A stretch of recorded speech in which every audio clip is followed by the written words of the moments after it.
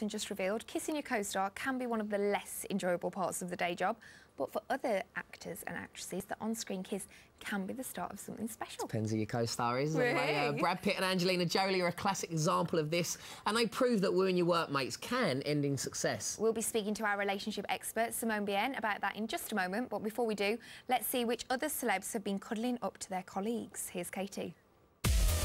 As usual, it's the celebs who are leading the way when it comes to work romances, and actors Shia LaBeouf and Megan Fox are no exception. Shia admitted the pair had a fling on set of the first two Transformer movies. Hello, beautiful. Shia LaBeouf, how are you? Nice to see you. You have soft America, hands. look how cordial, look how friendly we are. But he's been candidly honest about why it happened, telling Details magazine, "You're on the set for 6 months with someone who's rooting to be attracted to you, and you're rooting to be attracted to them. I never understood the separation of work and life in that situation, but the time I spent with Megan was our own thing." But in the fickle world of Hollywood, it's amazing that a love match at work has actually helped loads of A-listers find their soulmates. Tom Hanks met his leading lady Rita Wilson almost 30 years ago on set of Bosom Buddies in 1981, and now have one of the strongest relationships in Hollywood history. Of course, there's Ange and Brad. After starring in Mr. and Mrs. in 2005, they've been together ever since and now have 6 children.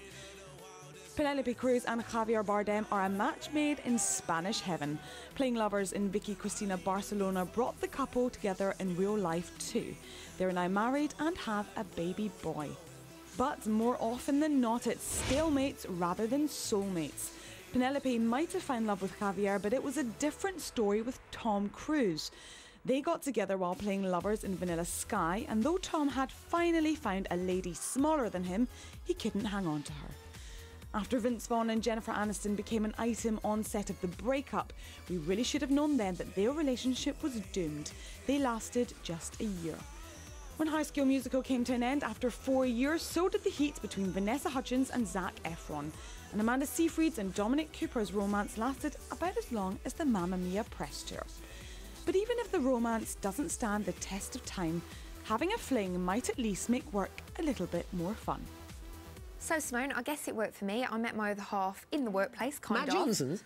No, stop rumours. I'm with the guy from The Apprentice still, Philip, and not Lord Sugar, not him. He was the boss. So anyway, there are some advantages to meeting people in the workplace, aren't there, Simone? Absolutely, because you spend so much time with somebody at the office that you can get to know them inside out, not just the good bits, but also you see how they respond in stress as well, which I think is good. So often office romances can be very, very safe and very, very strong because it's based on compatibility.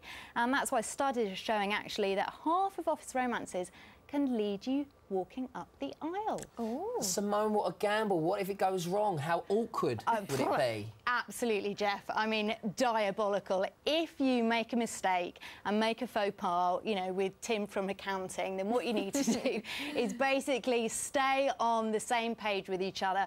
And if he or she says something to other colleagues, keep your head down, because you know how offices work. 1 minute you're the centre of attention, the next minute it'll be on to someone else. But forgetting romances in the office for a moment, we just saw a lot of celebrities that get together on movie sets. Why do you think movies in particular are the breeding grounds for romance? 2 main reasons. I think the first one is very much because you're in your own bubble, aren't you? You're away from friends and family, and you're having the same passion, working so intently and so closely together.